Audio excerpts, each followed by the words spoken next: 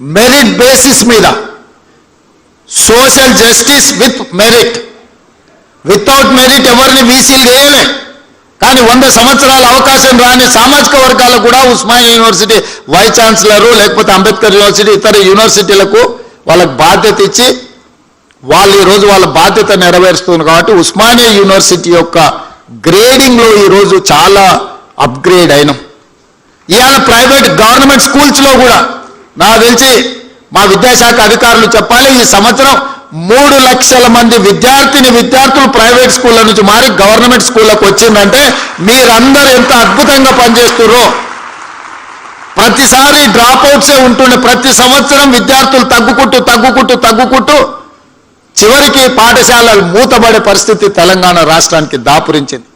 అక్కడి నుంచి ఈ సంవత్సరం మనం పెట్టిన ఎఫర్ట్స్ తోటి 3 లక్షల మంది విద్యార్థులు అదనంగా ఈరోజు ప్రభుత్వ పాఠశాలల చేరిండ్రు అని అంటే నేను మనస్ఫూర్తిగా మా టీచర్లను నేను అభినందిస్తున్నా. మీరు బాధ్యతతోని వ్యవహరిస్తున్నారు. దీన్ని ఇంకా వేగంగా ముందుకు తీసుకెళ్ళాలి. ఆ మధ్య నేను పేపర్లో చూసిన పిల్లలు రావడానికి స్కూల్కు ఆటో లేదు అని అంటే ఆ టీచర్లే చందాలు వేసుకొని ఆటోకు వాళ్ళు డబ్బులు ఇచ్చి ప్రతిరోజు పిల్లల్ని బడికొచ్చే విధంగా జీతంలోకి వెళ్ళి కొంత కేటాయించి పిల్లలకు ఆటో వసతి ఏర్పాటు చేసి ఈరోజు కొంతమంది టీచర్లు పిల్లలకు చదువు చెప్తున్నారంటే వాళ్ళ సోషల్ రెస్పాన్సిబిలిటీని నేను అభినందిస్తున్నా.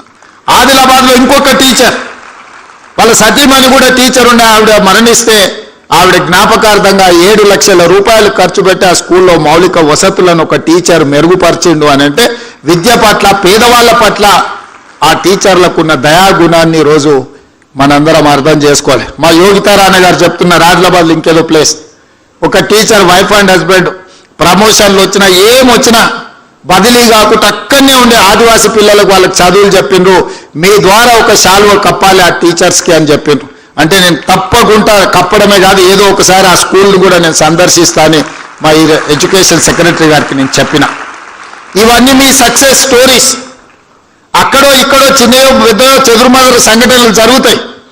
95% మనం ఎఫెక్టివ్గా పనిచేసినా 95% మంచి వాళ్ళు ఉన్నా 2% 3% అనుకోని తప్పిదాలు జరిగితే ఆ 2-3% మన శాఖకు మచ్చ తెచ్చిపెట్టే పరిస్థితి ఉంది.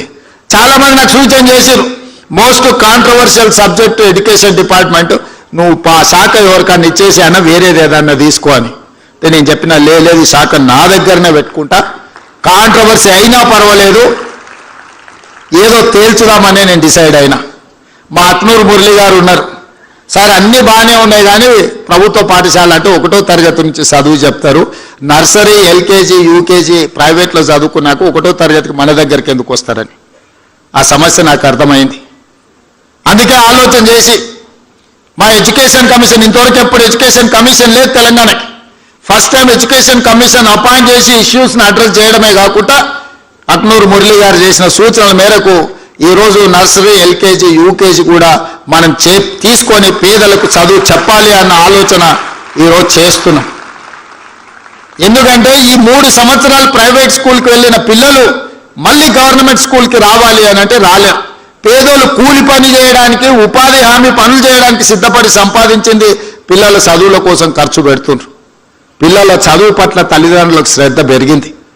అవసరమైతే 10 రూపాయలు ఖర్చు పెట్టుకుంటాం, ఓ పూట తినకపోయినా సరే మా పిల్లలకు మంచి చదువు చెప్పించాలని ఈరోజు తల్లిదండ్రులలో ఒక చైతన్యం వచ్చింది. నేను అడుగుతున్నా ఈరోజు మా ఉపాధ్యాయులను, ఆ చదువు మనం చెప్పలే మా ప్రైవేట్ స్కూళ్ళకి ఎందుకు పోవాలి వాళ్ళు పేదవాళ్ళని నేను అడుగుతున్నా. మన దగ్గర శక్తి లేదా, మన దగ్గర చిత్తశుద్ధి లేదా? ఈ ప్రభుత్వం మీరు అడిగితే ఇబ్బంది ఏమైనా ఉందా? అందుకే ఈరోజు ఈ వేదిక మీద నుంచి ఉపాధ్యాయులకు అందరికీ నా విజ్ఞప్తి ఒకటే, మనం ప్రతినబూనుదాం. ప్రైవేట్ స్కూళ్ళ కంటే కార్పొరేట్ కాలేజీల కంటే నాణ్యమైన విద్యను పేదలకు అందిద్దాం. విద్య ఒక్కటే తలరాతను మారుస్తుంది. ఇవాళ పంచడానికి భూములు లేవు. పేదవాడు బాగుపడాలి, పేదవాడు సమాజంలో రాణించాలి అని అంటే విద్య ఒక్కటే ప్రామాణికం. ఇవాళ సిలికాన్ వ్యాలీని మన వాళ్ళు శాసిస్తున్నారంటే ఇంజనీరింగ్ గ్రాడ్యుయేట్స్ మన దగ్గర చదువుకున్నందుకే సిలికాన్ వ్యాలీని మనం ఈరోజు శాసిస్తున్నాం. దానికి కారణం విద్య.